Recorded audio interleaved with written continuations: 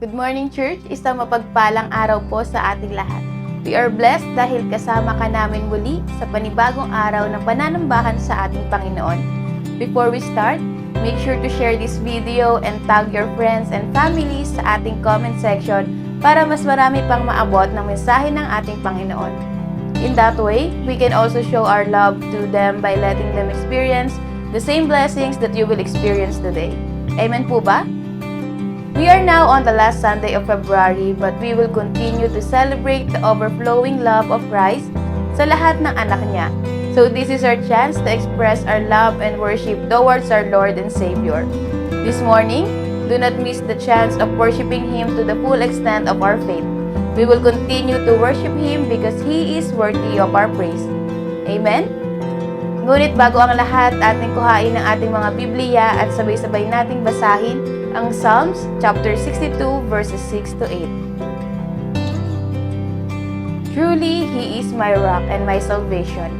He is my fortress. I will not be shaken. My salvation and my honor depend on God. He is my mighty rock, my refuge. Trust in Him at all times, you people. Pour out your hearts to Him, for God is our refuge. May mga pagkakataon sa buhay natin na nakakaranas tayo ng joy, blessings, success, At nakakaranas din tayo ng loss, pain, or failures. Pero sa mga pagkakataon na nakakaranas tayo ng sakit, patong-patong na problema, paghihirap, minsan nangihina tayo, nawawala ng pag-asa. But the scriptures encourage us to trust in Him at all times. Isinulat ito ni David habang siya ay napapaligiran ng mga kalaban.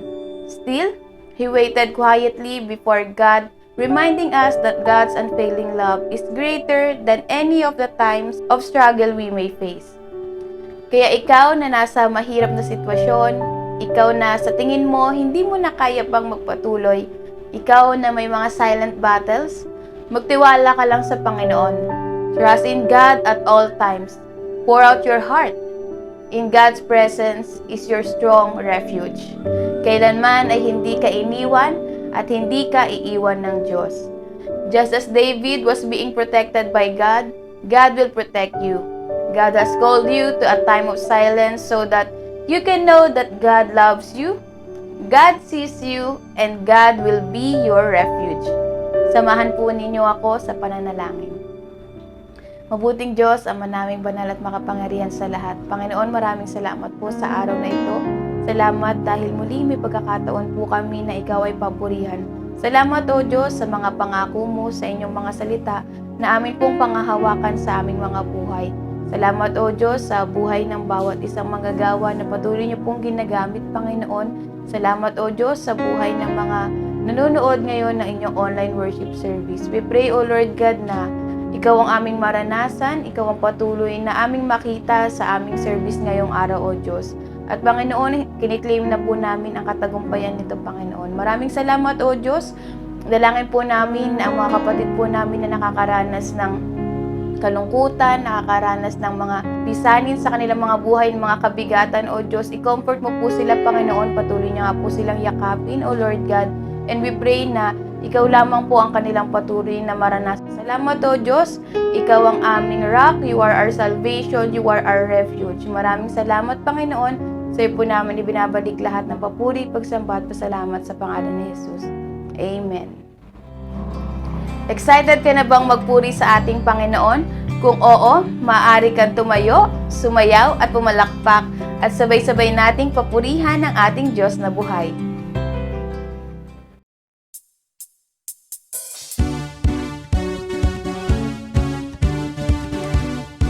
Good morning, church. Let us sing this morning. Amen. Amen.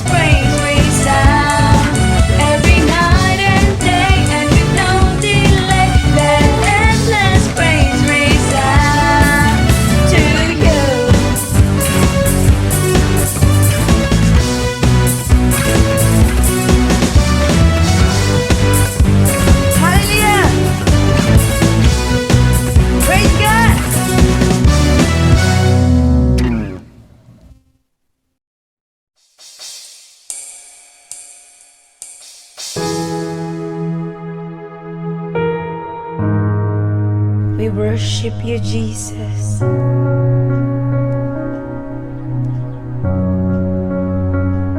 We worship you, Lord. Come on, church.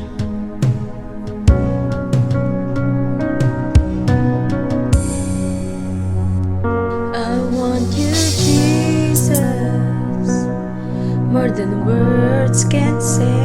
I want your presence for all of my days. I want to know you and to be where you are. Oh, how I love you with all of my heart. I draw closer still. I draw close. In your presence I'll be found. I can feel your spirit drawing me now. For more of you I'm crying out. I'll never stop running and chasing you down, 'cause my heart is longing to be with you now.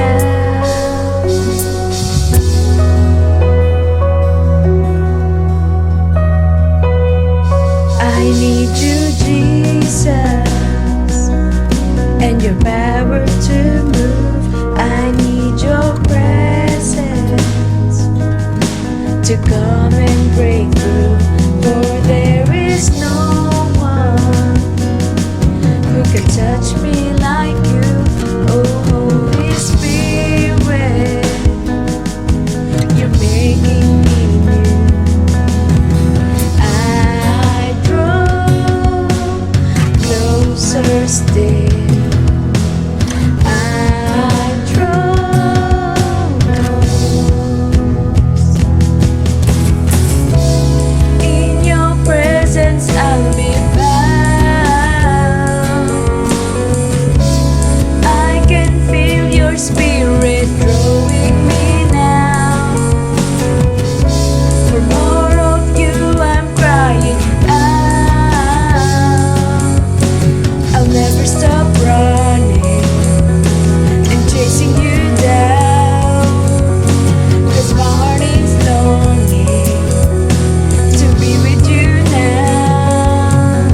I'm pushing through the crowd, 'cause Lord I need you now. Jesus, I'm desperate for a touch from heaven. I'm reaching out to you, your power's breaking through. Lord, I'm believing. Lord, I'm believing. I'm pushing through the crowd, 'cause Lord, I need you now. Jesus, I'm desperate for a touch from heaven. I'm reaching out to you, your power's breaking through. Lord, I'm believing. Lord, I'm believing. You,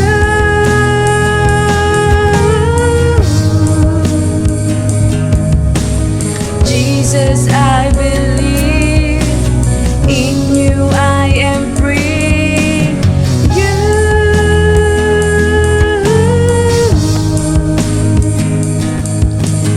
just one touch from you, everything is new.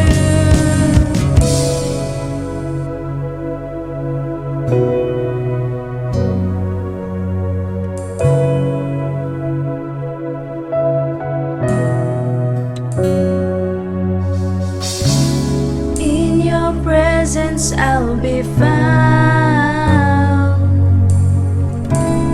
I can feel your spirit drawing me now. For more of you I'm crying out. I'll never stop running chasing you down. 'Cause my heart is longing to be with you now. I'll never stop running and chasing you down. 'Cause my heart is longing to be with you now. I'm pushing through the crowd, 'cause Lord, I need you now. Jesus, I'm desperate for a touch from heaven. I'm reaching out to you. Your power's breaking through. Lord, I'm believing. Lord, I'm believing. I'm pushing through the crowd, 'cause Lord, I need you now. Jesus, I'm desperate for a touch from heaven. I'm reaching out to you. Your power's breaking through. Lord, I'm believing. Lord, I'm believing. You.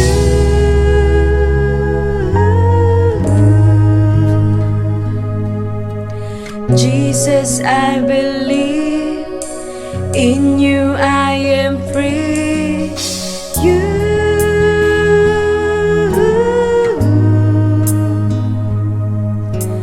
Just one touch from you, everything is new.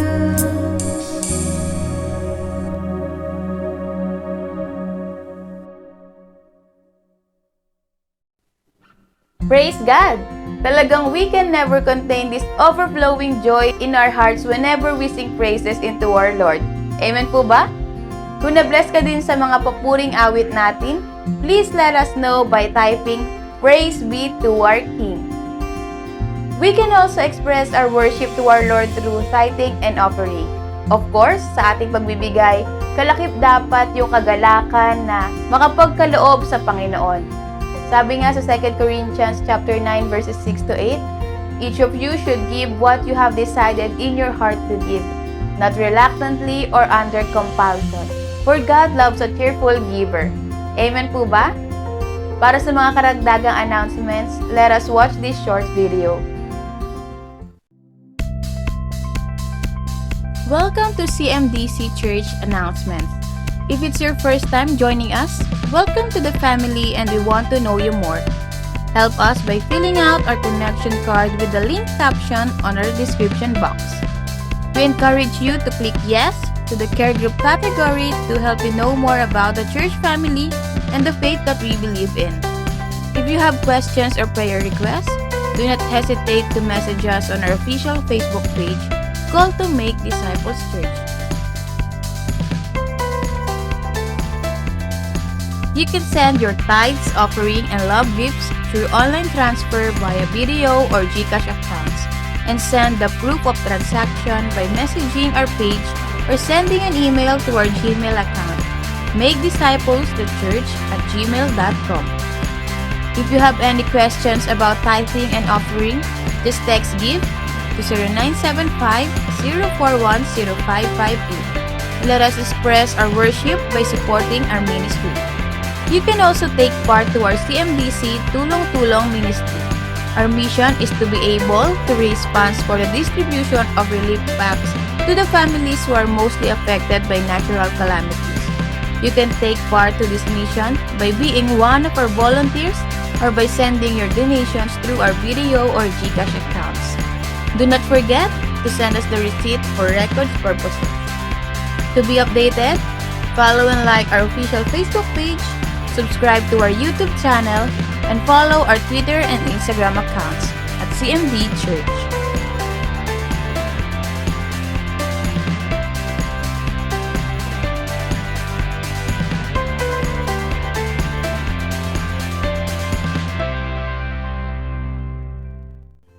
Kaya ngayon, let us hear the message of God na ibabahagi sa atin ng ating butihing Bishop, Bishop Mario Salgon. Praise the Lord. Tayo po ay mag-aaral po ng kanyang banal na salita sa araw na ito. At Nasa pangatlong serye na po tayo sa pag-aaral dahil sa Heart Month po tayo ngayon. At ang tinalakay natin yung nakaraan ay yung unang tinalakay natin, yung courtship, then preparation to get married. And sa araw nito ay talakayin po natin yung the marriage life. At dito po sa ating pag-aaral ay matagpuan po natin ang ating teksto sa sa Mateo chapter 19 verse 5 to verse 6. At siya rin ang nagsabi, dahil dito iiwan ng lalaki ang kanyang ama at ina at magsasama sila ng kanyang asawa at sila ay magiging isa. Hindi na sila dalawa, kundi iisa. Kaya't ang pinagsama ng Diyos ay huwag paghiwalayin ng tao. Tayo po ay manalangin. Panginoon Diyos na makapangyarihan sa lahat, sa pangalan ni Jesus. Maraming pong salamat sa iyong banal na salita na aming natungayan ngayong araw na ito. Panalangin ko po na ito ay iyong pagpalain, ang mga makikinig ng iyong mga salita. Buksan po ninyo ang kanilang puso at kanilang pumunawaan ng iyong mga salita. At ayan rin po na iyong pong pagpalain ng iyong paglingkod na iyong gagamitin. Bigyan po sila patuloy ng karunungan, kaalaman na mula po sa inyo. Maraming salamat at higit sa lahat kayo ang siyang may taas. Kayo po ang siyang may dakila sa aming pag-aaral ito. Sa pangalan ni Jesus. Amen. Purihin po ang ating Panginoon at ang ating pong pamagat po ng ating pag-aralan sa araw nito is marriage life o buhay may asawa. So, dito po sa Ephesians chapter 5 verse 22, then verse 20 and verse 25, mga babae, pasakop kayo sa sarili ninyong asawa tulad ng pagpapasakop ninyo sa Panginoon. Mga lalaki, mahalin ninyo ang inyong asawa na gaya ng pagmamahal ni Kristo sa kanyang iglesia. Dito po mga kapatid ay kadalasan sa buhay may asawa, pag sila'y bago pa lamang nagsama, ay punong-puno po yan ng pagmamahalan, no? At punong-puno rin po yan ng kwentuhan, di ba? At punong-puno din po yan ng kaligayahan, at siyempre punong-puno din po yan ng tawanan. So yun po yung bagong buhay mag-asawa. Ngunit ngayong araw nito, nais kong ibahagi sa inyo, no, na sa buhay may mag-asawa na bago pa lang nagsasama, ay napaka-importante na sila po ay nakakunik sa ating Panginoon. At sa magitan ng kanyang mga salita, sila po ay lumalim sa salita ng Panginoon bilang pundasyon ng kanilang pagsasama upang habang tumatagal ang kanilang pagsasama ay lalo silang magiging maayos yung kanilang pagsasama bilang buhay mag-asawa. So sapagkat darating ang panahon na sa pagsasama nila ay mangyari hindi maiwasan ang kanilang may encounter na problema sa kanilang pagsasama. Kaya napaka-importante na mayroon silang alam sa salita ng Panginoon. At ang sabi nga doon sa Ephesians chapter 5 verse 22 and 25, doon sa mga babae, ay pasakop kayo sa inyong asawang lalaki sapagkat yun po ang nararapat. At kayo naman mga lalaki, mahalin ninyo ang inyong asawa sapagkat yun po yung angkop na nais ng Panginoon sa buhay mag-asawa. Bakit po ito sinabi ng ating Panginoon sa magitan ni Apostol Pablo? Sapagkat ang babae ay mangyari ay sila po yung magkakaroon ng respeto sa kanilang asawang lalaki. At yun po ay napakahalaga yan. Kaya kayong mga babae ay wag nung hayaan ng yung mister o yung asawang lalaki ay hindi mo respetuhin. Okay? Dahil yun po ay turo ng salita ng Panginoon na dapat tayo ay mag-submit sa ating asawang lalaki. Okay? Pangalawa, kayo naman mga lalaki ay love your wife. No? Mahalin ninyo ang iyong asawa. No?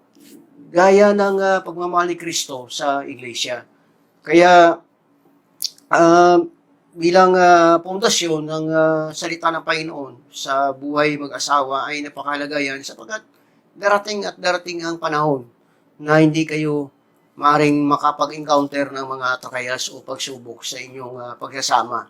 Okay? At pangatlo, sabi rito ay have plan for the family. So bilang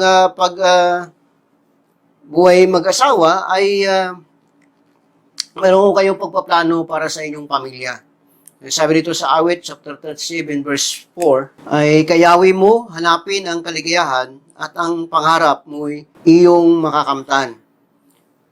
Sa Mateo, chapter 6, verse 33, ngunit higit sa lahat, ay bigyang halaga ninyo ang kaharian ng Diyos at ang pamumuhay may nang ayon sa kanyang kalooban at ibibigay nga sa inyo ang lahat ng mga bagay na ito. So, bilang bagong nagsasama mag-asawa, mga kapatid, ay isama natin doon yung pagpaplano sa ating magiging kinatna ng ating pamilya. Sapagkat walang mag-asawa na hindi nagpaplano sa ikakabuti ng kanyang pamilya. Halimbawa, mga kapatid, ay kasama po dyan yung ating, ang inyong financial, okay? Yung savings, mahalaga po yan, mga kapatid. And then, yung magiging ilan ba ang gusto ninyong anak, di ba? At mula ngayon sa iyong bago pagsasama, ilang taon pa ba? O ano katagal na plano ninyo bago kayo magkaroon ng anak?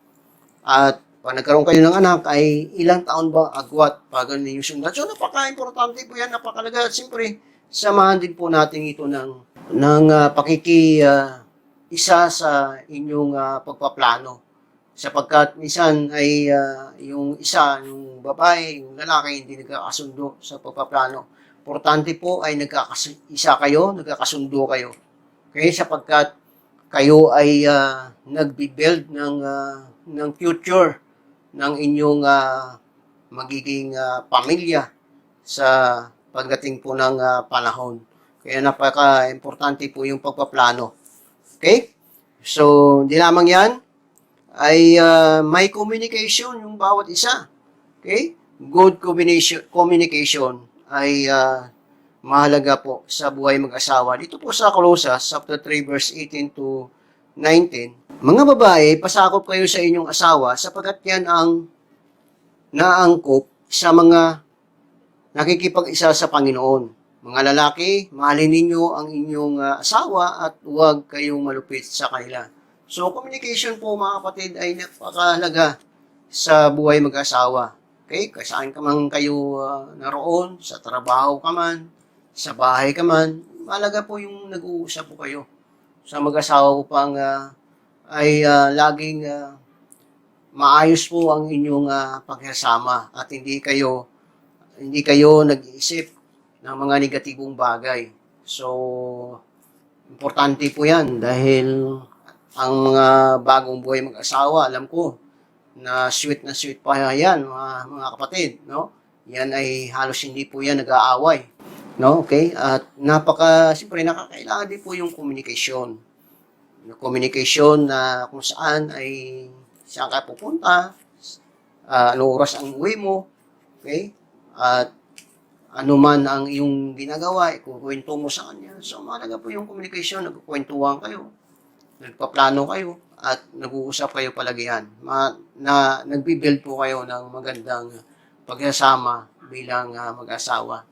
Amen? Kaya napakahalaga po yan, mga kapatid. Higit sa lahat, unahin natin yung kaharian ng Diyos at daragdag na lamang yung ating mga kailangan. So, huwag nating baliwalain po yung salita ng Panginoon sa ating buhay bilang may asawa sapagkat yun po yung ating pundasyon upang tayo ay tumibay po yung ating relasyon una sa Panginoon at sa ating asawa. Okay? So, dito mga kapatid, sa pangalawa ay life of married couples after many years. So, maybe, buhay mag-asawa paglipas na maraming taon. Buhay mag-asawa, unang taon, 2 taon, 3 taon, 4, 5 taon, or 10 years, 15 years, 25 years. So, sa mga may asawa ngayon, ilang taon na ba tayo ngayon? Kamusta na ang iyong buhay bilang mag-asawa? Okay? Kamusta ka na ngayon? Ano na ba ang estado ng relasyon mo sa asawa mo? Estado ng inyong mga anak? Okay? So, sa sunod po nating pagtuturo, maybe sa Sunday, ay next Sunday ay talakayin natin yung child parenting o paano tayo magpapalaki ng ating mga anak. Okay? So, buhay mag-asawa paglipas ng maraming taon. Okay? Ito po sa 1 Corinthians chapter 13 verse 7. Ang pag-ibig ay matiisin, na pagtiwala, puno ng pag-asa at matiyaga hanggang wakas. Sa Hebreo 13:4, sabi dito, dapat ituring na marangal ng lahat ang pag-aasawa at maging tapat kayo sa isa't isa, sapagkat hatulan ng Diyos ang mga nakikiapid at nangangalunya. Dito po ay mga Mr. and Mrs. sa buhay mag-asawa paglipas ng maraming taon. Alam nyo mga kapatid, ay marahil unang taon ay minsan sa buhay mag-asawa may anak na yan. Okay? Sa unang taon ay mangyari ay alam mo yon, ay naglalabasan na rin minsan yung mga ugali, no? Ugali ng asawa mong babae, ugali mo.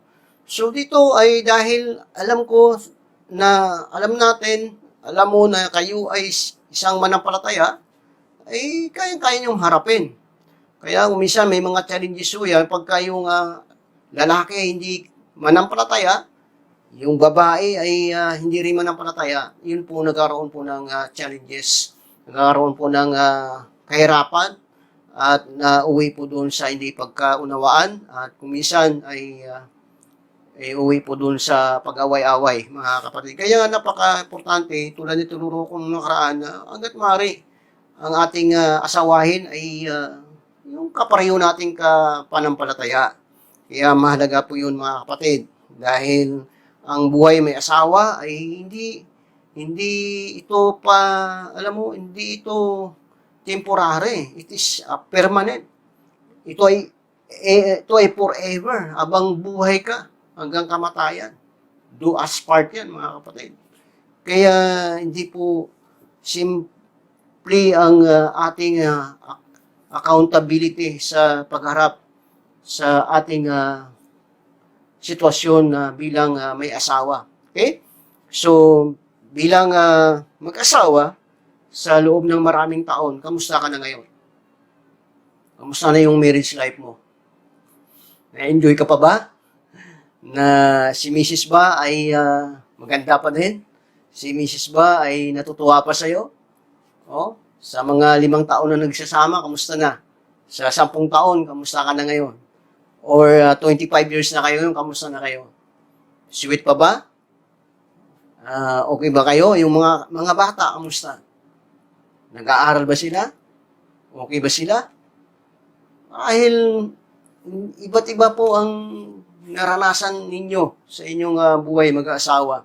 Pero ngayong araw na ito ay nais kong ibahagi ho sa inyo kung paano po manumbalik at manatili yung inyong pagsasama na punong-puno ng pagmamahalan, punong-puno ng respect sa bawat isa, at kung paano kayo matibay sa inyong relasyon at sabay-sabay kayo naglilingkod sa ating Panginoon.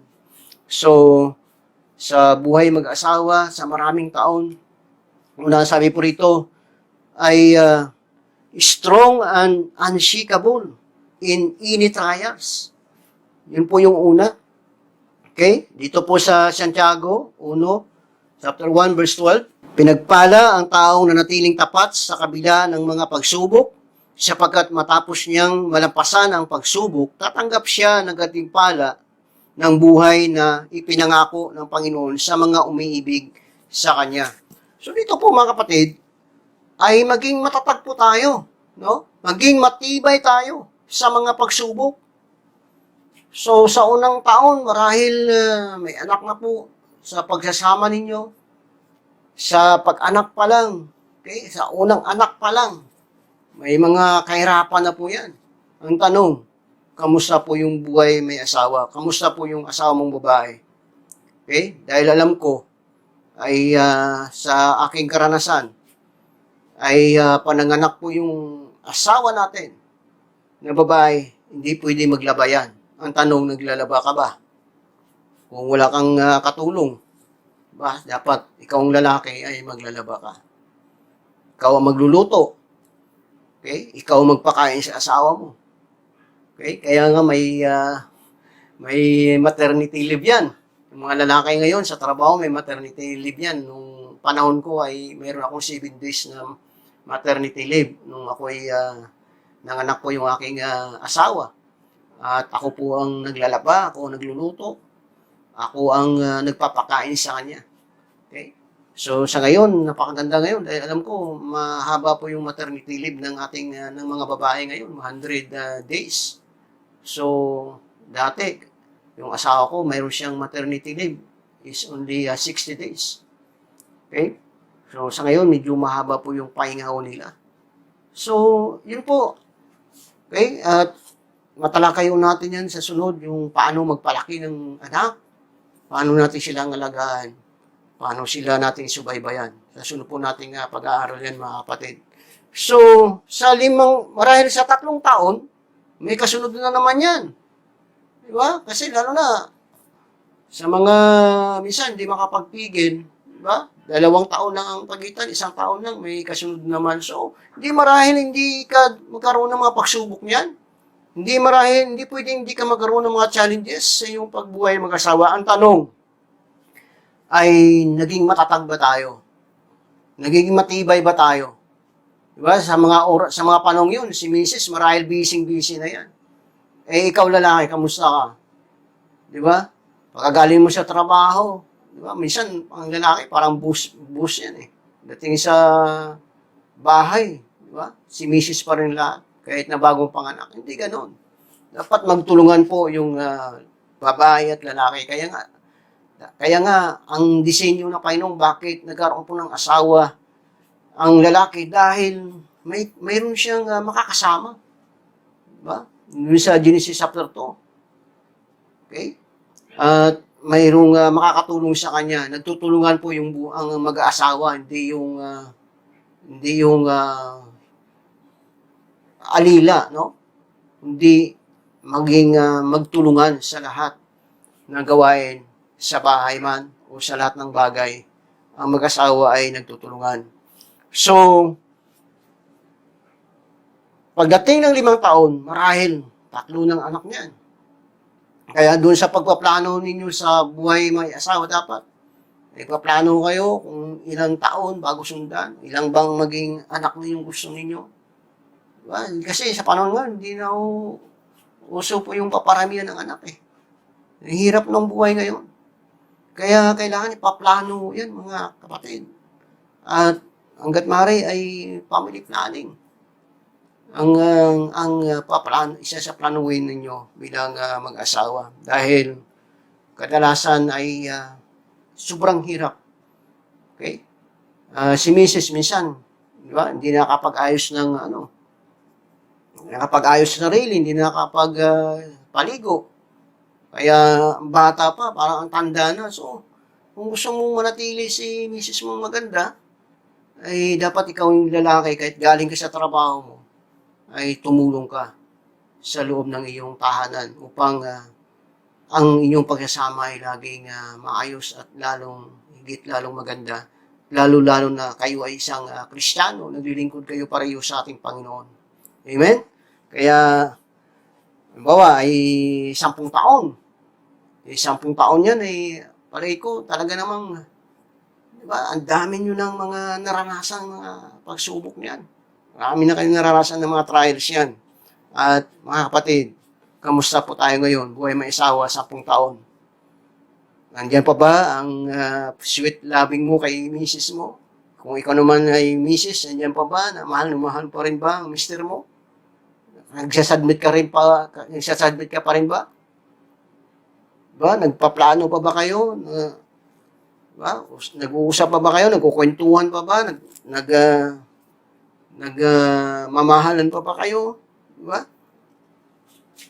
So, yun po yun eh. Then, buhay may asawa, 15 taon. Kamusta kayo? Buhay may asawa, 20 taon. 20 years. Kamusta? Diba? Kaya, pag si Kristo ang pundasyon sa inyong pagsasama, hindi ko kayo dapat matakot. Dahil alam ko, maging matibay kayo, maging matatag kayo, at ang Diyos po ang siyang nakakasama ninyo. Hindi kayo papabayaan ni iwan man pag inuuna ninyo ang ating Panginoon. 25 years. Diba? Silver. Ang pagsasama nyo, kamusta? Kaya yung mga panahon yun, marahil 3, 4, 5 ng anak ninyo. Okay? Kamusta yung mga bata? Kamusta yung pagpalaki sa kanila? Napag-aral ba sila? Kaya yun po yung mga kapatid. Kaya nga, ang buhay may asawa ay do us part. Wala hong atrasan yan. Okay? Kaya nga, habang buhay yan. Okay? Hanggang buhay ka ay kayo, dalawa, pinili ng ating Panginoon. Matatag, matibay sa mga pagsubok, strong, and unshakable in any trials. Kaya kung minsan, di ba, kung kailan wala pang pera, saka pa nagkakasakit ng mga bata, kamusta tayo? Di ba? Kaya nga, tiwala po tayo sa Diyos. Manalig tayo sa Panginoon na hindi ho tayo pababayaan ng Diyos. O minsan, wala na nga ang pera, si mister natanggal pa sa trabaho. Diba? Yung mga tipong gano'n, kaya nga, walang mga pag-iwalay sa pag-ibig ng ating Panginoon. Dahil, alam mo, yung pag-ibig ay matyaga, di ba? Pagtiis. Okay? Kaya nga, maging matibay po tayo sa pagsubok. Luman ang ating daranasan. Dahil pag alam natin na mahal natin ang ating pamilya, mahal natin ang ating asawa, mahal natin ang ating mga anak, kahit anong pagsubok yan, kahit anong hirap yan, kaya nating malampasan sapagkat walang imposible sa ating Panginoon. Amen? At abang tumatagal ang pagsasama po ninyong mag-asawa, ay lalo kayong nagiging mapalapit sa isa't isa at nakikilala mo siya. Anuman ang kanyang kainaan, ay natatanggap mo, naiintindihan mo, dahil mahal mo yung pamilya mo, mahal mo ang asawa mo, sapagkat ang pag-ibig po ay matiisin at punong-puno ng pag-asa. Amen? Kaya, sa buhay may asawa ay masaya. Amen? Masaya, masarap sa Panginoon ang buhay may asawa. Dahil mahal mo ang Panginoon, mahal mo ang pamilya mo, mahal mo ang mga anak mo, mahal mo ang asawa mo. Ano man mangyari. Amen? Hindi tayo papabayaan ng Diyos. Hindi kayo papabayaan ng Panginoon as long as naglilingkod ka sa Panginoon.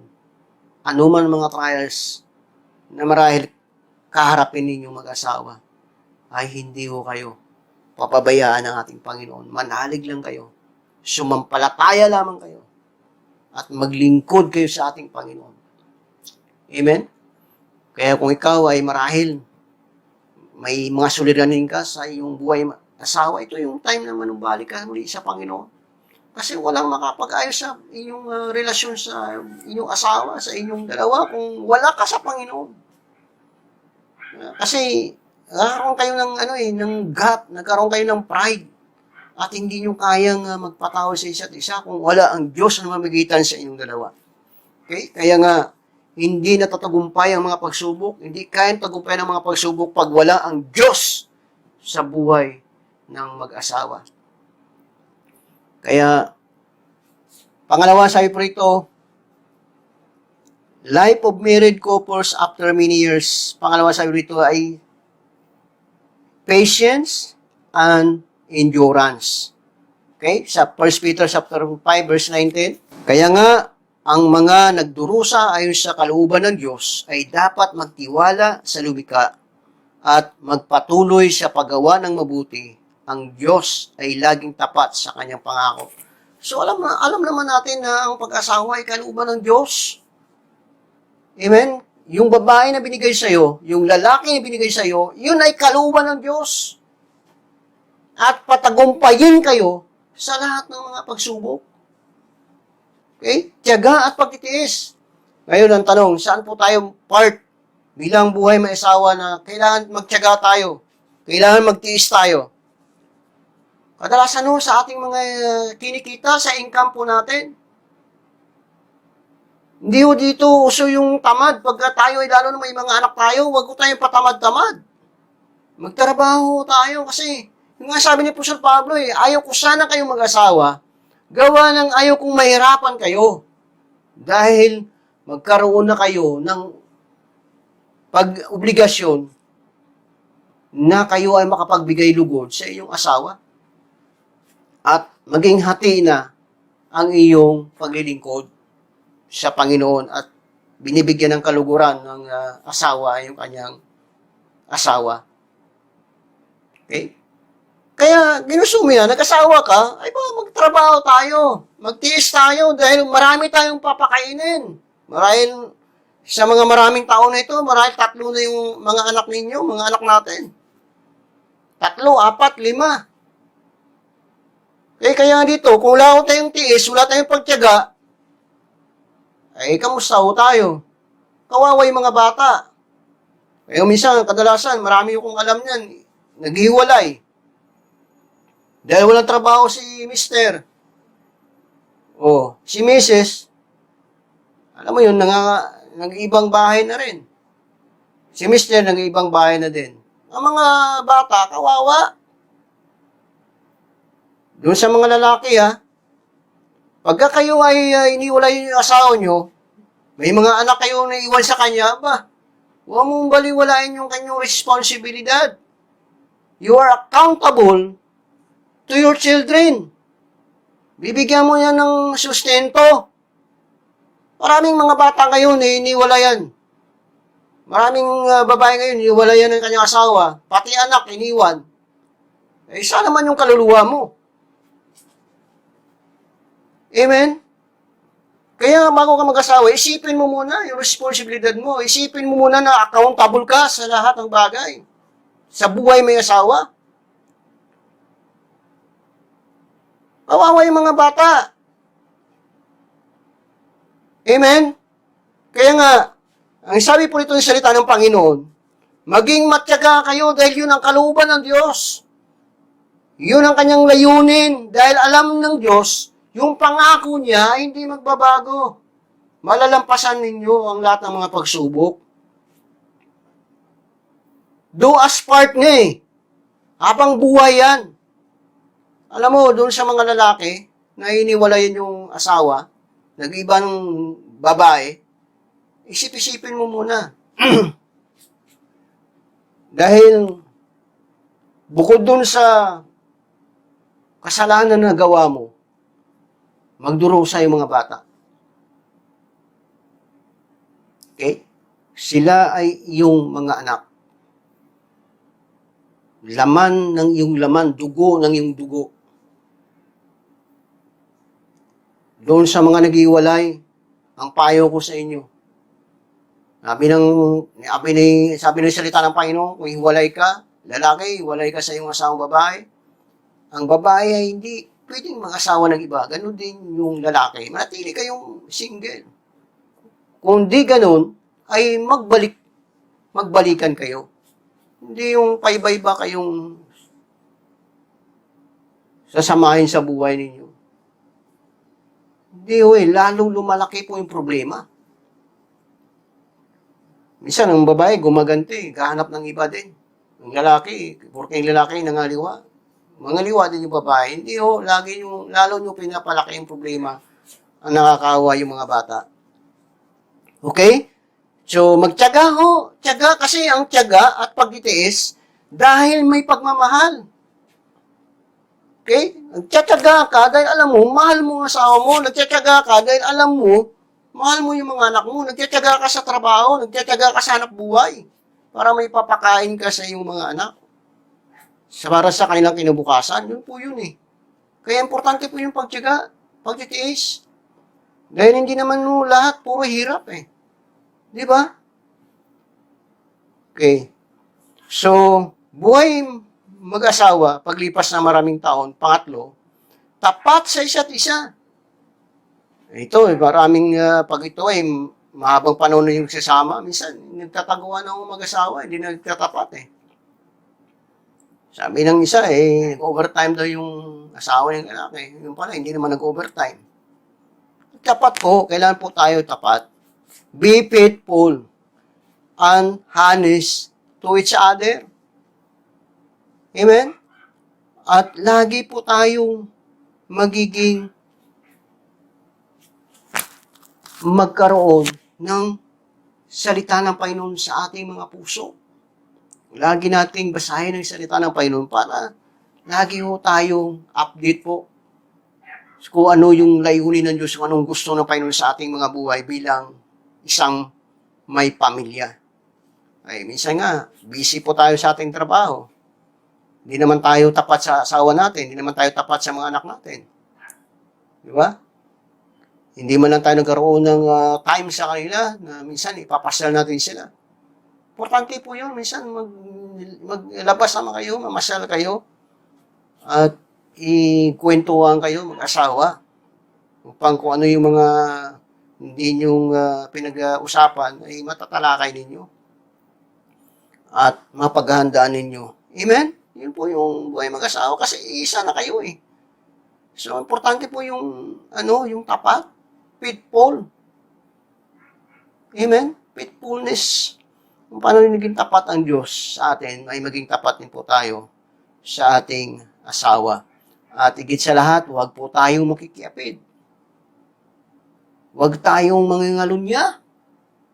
Minsan may asawa na nakagusto pa sa iba eh. Alam mo, mga pasamantalang kaligayahan lang yan ay, alam mo, galit na galit ang Diyos yan. Galit na galit ang Panginoon sa pangangalunya. Galit na galit ang Diyos sa pakikiapid. Kaya hindi ho tayo bless ng Panginoon yung ating buong pamilya. Hindi ho tayo pagpalain ng Diyos yung ating pagbuo ng ating pamilya pag tayo hindi tapat sa ating asawa. Diba? Yun po yung ating teksto kanina, mahalin mo yung asawa. Pasakop ka sa iyong asawa kung ikaw babae. Amen? Kaya mga kapatid, hindi ho, simple ho ang buhay may asawa. Kailangan po dito ay matibay ka tayo, matiisin tayo, matyaga tayo dahil alam mo mayroon pong kapalit na pangako ng Diyos. Hindi kayo pababayaan, hindi tayo iiwan ng Diyos. Dahil nagtsatsaga ka, dahil alam mo, mahal mo. Mahal mo yung pamilya mo, ayaw mo silang magutom. Amen? Ako, nalulungkot ako dun sa mga mag-asawa nag-iwalay. Hindi po pwede ho, yun mga kapatid. Maging tapat po tayo, nung kinasal kayo. Sa hirap, sa ginawa. Diba? Sabi mo, nanumpa pa kayo. Diba? Sa Panginoon. Sa hirap, sa ginawa, sa kasaganaan, sa kagutuman, hanggang kamatayan. Yes, I do. Yun pa yung sinabi mo. Nagsumpaan kayo. Ngayon, wala ko tayong tiyaga. Amen?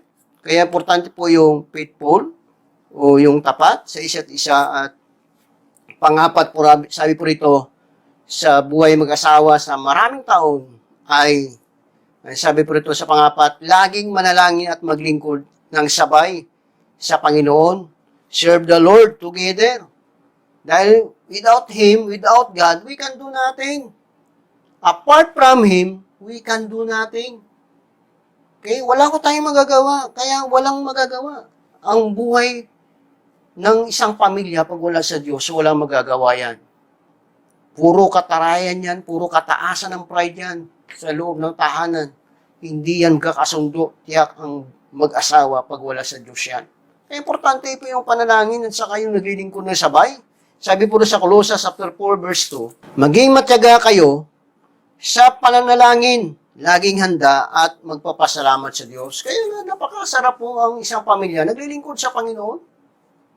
Amen? Dahil pag naglilingkod kayo sa Panginoon pareho, sabay, kasama ninyong mga anak, ay walang problema na hindi malulutas. Okay? Walang problema na hindi kayang lutasin ng Diyos. Dahil siya po yung gagalaw, siya yung gagawa, siya yung kikilos upang magtagumpay ka, upang magiging huwaran ang pamilya ninyo, magiging example ng pamilya ninyo. Dahil kayo'y naglilingkod sa ating Panginoon. At yung mga anak ninyo ay nagiging magigiting sa harapan ng Diyos. Nagiging mabuti sila, nagiging matalino sila. Dahil kayo'y tapat na naglilingkod na kayong mag-asawa. Walang problema na hindi lulutasin ng Diyos sa buhay ng inyong pagsasama bilang mag-asawa. Kadalasan kaya walang tagumpay ang buhay mag-asawa kasi wala sa Panginoon Amen? Kaya importante po ay tayo ay nasa Panginoon. Okay? So, glory to God. Purihin po ang Diyos. At panghuli, buhay, mag-asawa, paglipas na maraming taon, sabi po rito, panghuli, huwag maghihiwalay sa isa't isa. In chapter 19 ng Matthew, verse 6, sabi po rito, hindi na sila dalawa, kundi isa. Kaya't ang pinagsama ng Diyos ay huwag paghiwalayin ng tao. Kaya nga, mga kapatid, till death do us part. Di ba?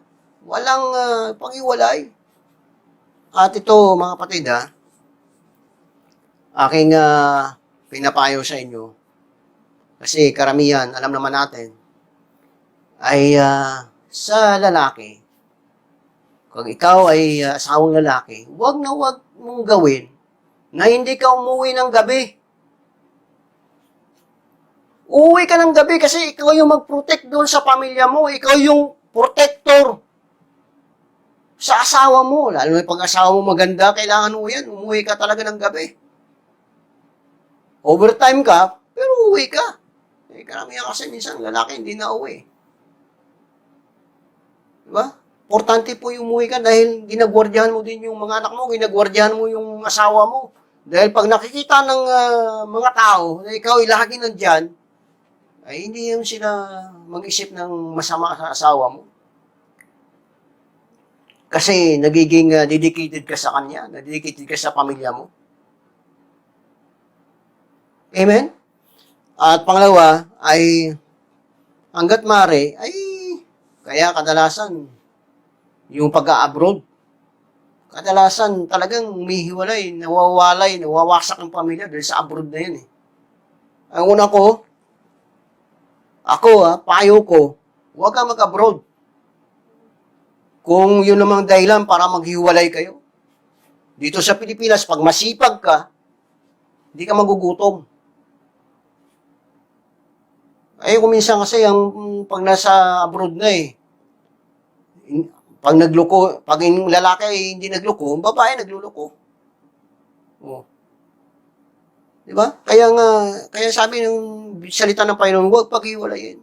Kasi ang tukso nandyan Okay? Kaya hanggat maaari, kung kayo ay mag-asawa, magsama kayo. Kung ba, nag-abroad kayo, di dalawa kayo, maalis pa putang abroad, doon kayo magnarabaho, dalawa kayo. Dalhin mo na yung mga anak mo, kaya kailangan. Kaya nga, wala naman po imposible. Dito, marami naman umasinso dito sa Pilipinas. Sipag lang talaga, tiyaga lang. Diba? Sipag, tiyaga, maglingkod sa Diyos, maging tapat man sa Panginoon. Yun po yung buhay may asawa, mga kapatid. Hindi yung palipat-lipat tayo ng asawa, palipat-lipat tayo ng babae, palipat-lipat tayo ng lalaki. Hindi ho ganun. May anak ka dun sa una, may anak ka rin dun sa pangalawa, may anak ka rin sa pangatlo. Ano kaya yun? Huwag po, hindi ganun. Nagiging ayusin natin yung ating buhay, relasyon natin sa Diyos upang magiging maayos po tayo sa harapan po ng ating Panginoon. So mga kapatid, puri po ang ating Panginoon sa kanyang mga salita at sa oras na ito ay marahil kamusta po tayo ngayon sa iyong buhay bilang may asawa? Ikaw ba ay nagugulimihanan? Ikaw ba ay dumaranas ng mga pagsubok? Hindi ko alam yung estado ng iyong kalagayang buhay may asawa, pero ito yung masabi ko sa iyo, manumbalik po tayo muli sa Panginoon. Isuko natin ang ating buhay sa Diyos, pagkatiwala po natin ang ating sarili sa Kanya. Manumbalik po tayo sa Kanya, manalangin, humingi tayo ng tawad at tanggapin po natin ang ating Panginoon.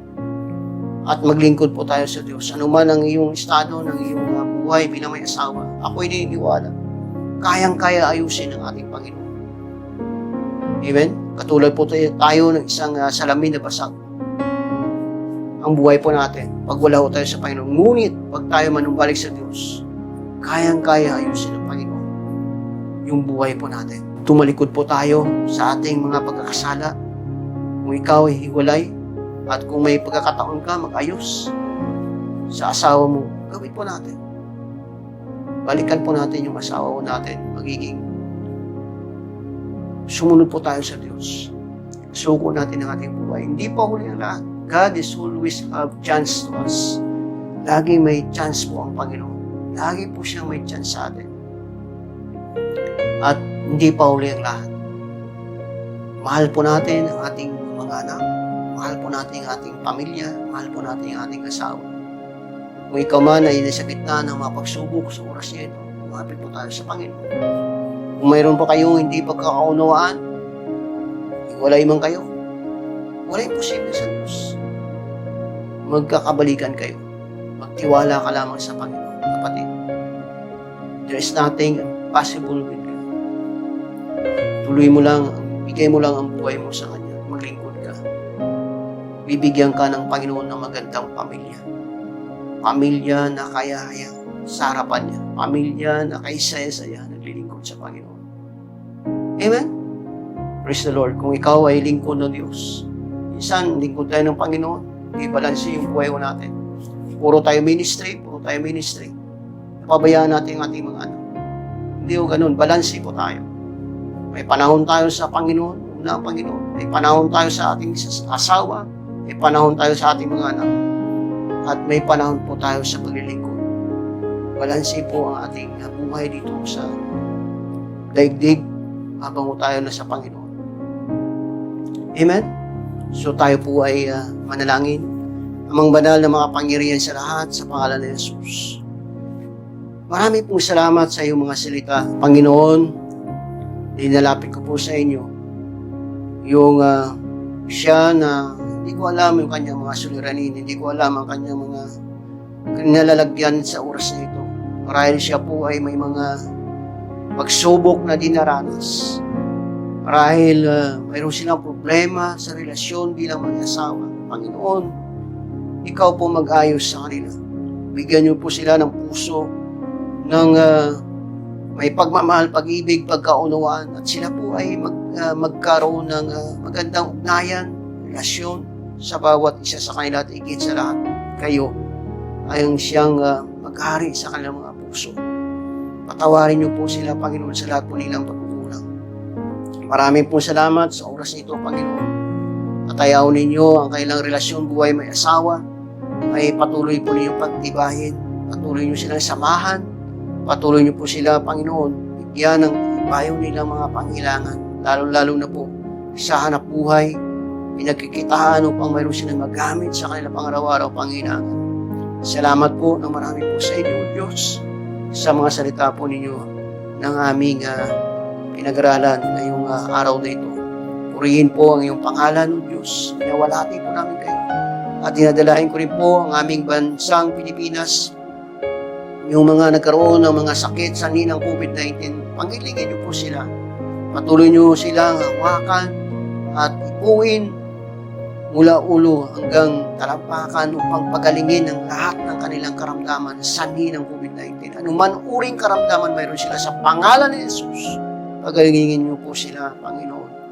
Ganun din ang aming gobyerno, ang aming Pangulo, gawin siya ng patuloy ng karunungan, kaalaman, na lahat ng mga desisyon ay nababatay lamang po sa inyo. Salamat po na marami po sa inyo. Sa aming Pangulo, Lord, sa aming mga sundalo kapulisan, sa aming mga frontliners, mga doktor, mga nurses, patuloy niyo silang ingatan, pagpalain, at sa lalong madaling panahon, magbalik na po sa normal ang pamumuhay sa aming bansa, maging po sa buong mundo.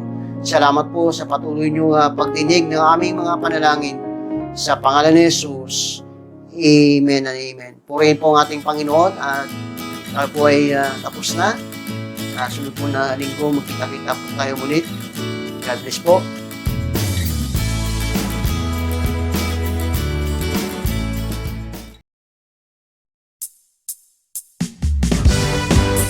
Praise God.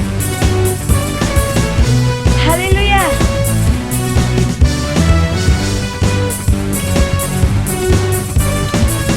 We lift them up. We lift you up, up, up. We're giving you our love, love, love. For everything you've done, done, done. We give you all the praise.